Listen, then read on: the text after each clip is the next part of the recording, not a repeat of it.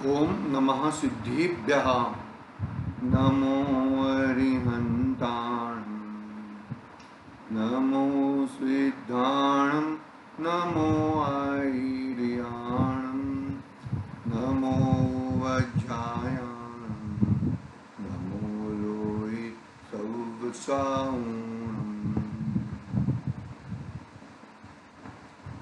येनात्मबोधयतात्मेव परत्वेनैव चापरम् अक्षयनन्तर्बोधाय तस्मै सिद्धात्मने नमः।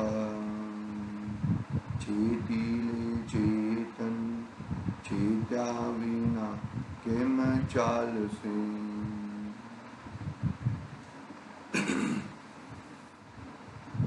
समाधि तंत्र पूज्यपाद स्वामी की महान रचना अपने सामने विराजमान है।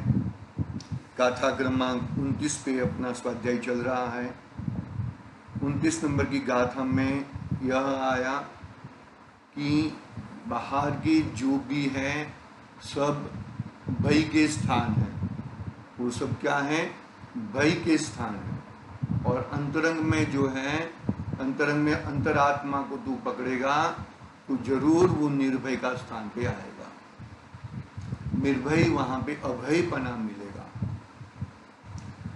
तो बाहर के जितना बाहर के रहेगा इतना भयभीत रहेगा, और अंदर आएगा तो भय छूट जाएगा। तुझे ऐसा लगता है कि मैं अंदर आऊंगा तो भयभीत हो जाऊंगा और गड़बड़ हो जाएगी, वो तेरी मान्यता उल्टी है। समझना बात को। एकत्व में ही मजा है, बरोबर। एक बात, अकेला है अपनी ही चिंता है, दो आए तो अपनी तो चिंता है ही, साथ में उसकी भी चिंता हो गई।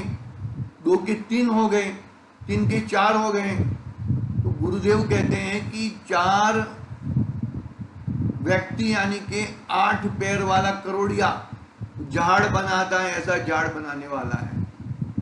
पहला अकेला था यानी कि मनुष्य था, शादी हुई तो 2 के 4 हुए कि 4 पैर वाला यानी कि पशु हो गया। बच्चा आया तो 6 पैर वाला भंवरा हो गया, गूं गूं गूं गूं गूं गूं करने लगा, कभी पत्नी की तरफ कभी बच्चों की तरफ गूंजने लगा। बच्चा बड़ा हो गया, उसकी शादी हो गई तो 8 हो गए। 8 पैर वाला करोड़िया, वो जो भी है वो सब भय के स्थान है। निर्भय का अभय का स्थान अपना भगवान आत्मा है। करोड़िया हो गया यानी कि करोड़िया जैसा तो मतलब वो बाहर से तो मनुष्य दिखता है, लेकिन ये विकल्पों के माध्यम से, विकल्पों की वणझार से ऐसी झाड़ बिछाता है, इसमें गड़बड़ होती है भैया। हाँ देखो, यहाँ पर 29 नंबर की गाथा का विशेष स्पष्टीकरण पढ़ना है। बाबा कल पढ़ा था, बहुत ही अच्छा विशेष स्पष्टीकरण लिखा है। देखो, मतलब तू बाहर रहेगा तो भय रहेगा, अंदर रहेगा तो निर्भय रहेगा, अभय रहेगा। दूसरी बात यहाँ पर और एक बात कही है कि तुझे ऐसा लगता है कि मैं अंदर आ जाऊंगा और बाहर का ये सब चला जाएगा। ये चिंता मत कर भाई। परद्रव्य अपने हिसाब से चलने वाला है, तेरे हिसाब से कभी चलता नहीं है। जो भी द्रव्य हैं, जो भी अन्य द्रव्य हैं, वो अपने हिसाब से चलते हैं। तेरे हिसाब से, तेरे चलाने से, तेरे रुकाने से वो रुकते नहीं है, तेरे चलाने से वो चलते नहीं है। तू ऐसा अंदर का ऐसा कर्तापना का भाव तू छोड़ दे। मतलब तू ऐसा मत सोच कि मैं यहां पर आ जाऊंगा तो ये सब मेरा चला जाएगा। अरे ये सब तेरा पहले भी नहीं था और बाद में भी तेरा होने वाला नहीं है। वो तो अपने अपने हिसाब से हैं, अपने अपने हिसाब से आए हैं और अपने अपने हिसाब से गए हैं। मानो कि बिल्डिंग बनी है, बरोबर है, फ्लैट बना है, तो फ्लैट में फ्लैट कैसे बना है भाई? फ्लैट कैसे बना है? फ्लैट पुद्गल द्रव्य है, और पुद्गल द्रव्य कैसे बना है कि भाई ईंट और सीमेंट और रेती से बना है। कौन सी ईंट आई थी भाई? मेरे को ये ईंट अरे भाई हिट से क्या मतलब है, हिट जो भी है वो समझ में, कौन सी हिट कहां पर आएगी वो क्रमबद्ध नियमित है, नियम सर से आती है वो। ऐसा नहीं है कि ये हिट वो कौन सी भी हिट आ जाएगी एक बार, और उसमें उसमें अपनापन करना। अरे वो हिट आई है और वो जाने के लिए भी आई है, वो जाएगी भी, उसका नाश भी होएगा, वो अपने हिसाब से आई और अपने हिसाब से जाएगी, तो इसमें कुछ करने वाला नहीं है। ये बात यहां पर, मतलब इससे तेरा निर्भयपना बढ़ेगा, निर्भयता आएगी तेरे में। देखो आगे विशेष स्पष्टीकरण पढ़ते हैं, ठीक है, क्लियर है ना। विशेष स्पष्टीकरण, जैसे पित्त ज्वर वाले रोगी को मीठा दूध भी कड़वा लगता है, क्या कहा, पित्त चढ़ गया है, बुखार आ गया है, इसको मीठी चीज खाओ तो भी उसको कड़वी लगती है। उसी तरह बहिरात्मा को परम सुखदायी परमात्मा स्वरूप की भावना भी कष्टदायी लगती है, इसीलिए वह आत्मस्वरूप की भावना नहीं भाता, अपितु विषय कषाय की ही भावना भाता है। बहिरात्मा को परम सुखदायी परमात्मा की भावना कष्टदायी लगती है। आए ना, छठाड़ा का कोटेशन दिया है, पढ़ते हैं हम, इसमें से पढ़ते हैं, इसलिए वह आत्मस्वरूप की भावना भाता नहीं है, अपितु विषय कषाय की भावना भाता है। तथा देखो ये दूसरी डाल के लिखे हैं, देखो रागादि प्रगट ये दुख दे नति नहीं को सेवत गिनत चैन। रागादि प्रगट दुख दे है, मैं खामाखा राग कर रहा था, मैं खामाखा क्रोध कर रहा था, राग खामाखा मान कर रहा था, मेरे को ये सब करने की जरूरत नहीं थी और मैंने मेरे कर्म बढ़ा दिए। ऐसा होता है ना, उसको खुद को भी, जो राग करता है उसको खुद को भी ऐसा लगता है, क्या लगता है उसको कि भाई ये दुख देने वाले हैं, दुख के दरिये हैं, लेकिन फिर भी वो उसको क्या मानता है, तिन्ही को सेवत गिनत चैन, इनके बिगर उसको चैन नहीं पड़ता, और उसमें सुख मानता है। देखो फिर आगे और दूसरी लाइन का दूसरे, आत्म को है आत्महित हेतु विराग ज्ञान ते लखे आपको कष्ट दान। क्या कहते हैं, जो विकारी भाव रहित, राग द्वेष रहित आत्मा का हित का जो ज्ञान है वो सुखदायक है, और उसको क्या मानता है, कष्टदायक मानता है। जहां पे दुख है वहां पे सुख मानता है, और जहां पे दुख है, जहां पे सुख है वहां पे दुख मानता है। यही तो उल्टी मान्यता है, जहां पे दुख है वहां पे दुख माने, और जहां पे सुख है वहां पे सुख माने। तो जिसको दुख है वो दुख से छूटना चाहता है, और जहां पे सुख है वो सुख को प्राप्त करना चाहता है। देखो क्या है, रागादि विषय कषाय आत्मा को अहित रूप है, दुख रूप है, तो भी अज्ञानी उसमें हित मानकर, सुख मानकर प्रवर्तता है। और ज्ञान और वैराग्य, ज्ञान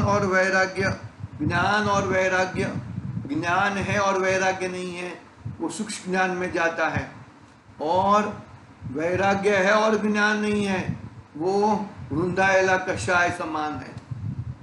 अंदर में भारेली अग्नि, ऊपर राग है लेकिन अंदर में अग्नि है। ज्ञान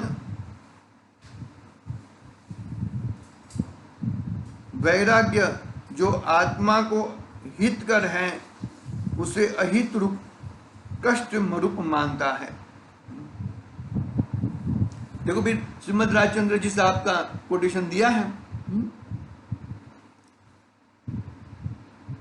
अज्ञानी जीव को लक्ष्य करके श्रीमद् राजचंद्र जी ने कहा है कि अरे जीव, अनंत सुख नाम दुख त्यों रही न मित्रता, अनंत दुख नाम सुख प्रेम त्यों विचित्रता। उगाड़ न्याय नेत्र ने, उगाड़ न्याय नेत्र को निहाल रे निहाल तो, निवृत्ति शीघ्र में धारी हरि अरु पवित्र वाल तू। क्या कहते हैं देखो, अनंत सुख नाम दुख, जिसके पीछे वैराग्य ज्ञान और वैराग्य में अनंत सुख है और नाम मात्र का दुख भी नहीं है, नाम मात्र का दुख नहीं है, क्यों? तो वहां पे मित्रता नहीं करता और अनंत दुख है, नाम मात्र का सुख नहीं है, वहां पे प्रेम है। कैसी विचित्रता है तेरी। उगाड़ न्याय ज्ञान नेत्र को, ज्ञान से देख तू, अपना ज्ञान स्वभावी आत्मा को सामने ला। निहार रे निहाल तू, तू निहार है, तो तेरे को किसी से कोई प्रॉब्लम नहीं है, तू निहार हो जाएगा। ज्ञान स्वभावी आत्मा ज्ञान चक्षु वाला है, ज्ञान नेत्र को क्यों खोलता नहीं है? ये ज्ञान को अज्ञानता में क्यों डाल देता है?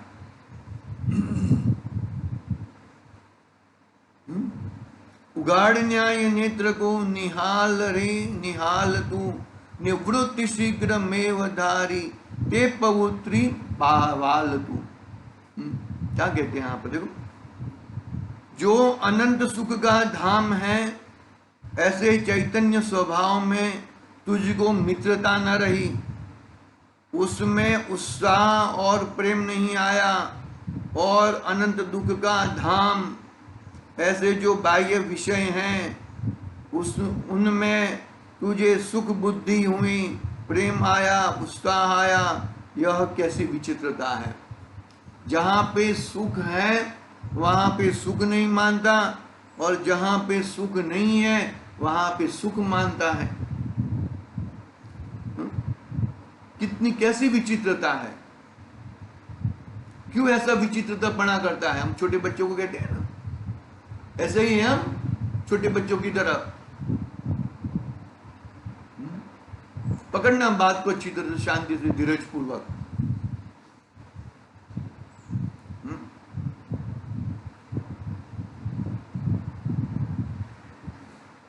क्या कहते देखो यहाँ पे, कैसी यह प्रेम, जहां पे दुख है वहां पे प्रेम है, कैसा उत्साह है, कैसी विचित्रता है। अरे जीव, अब तू अपने ज्ञान चक्षु को खोलकर देख।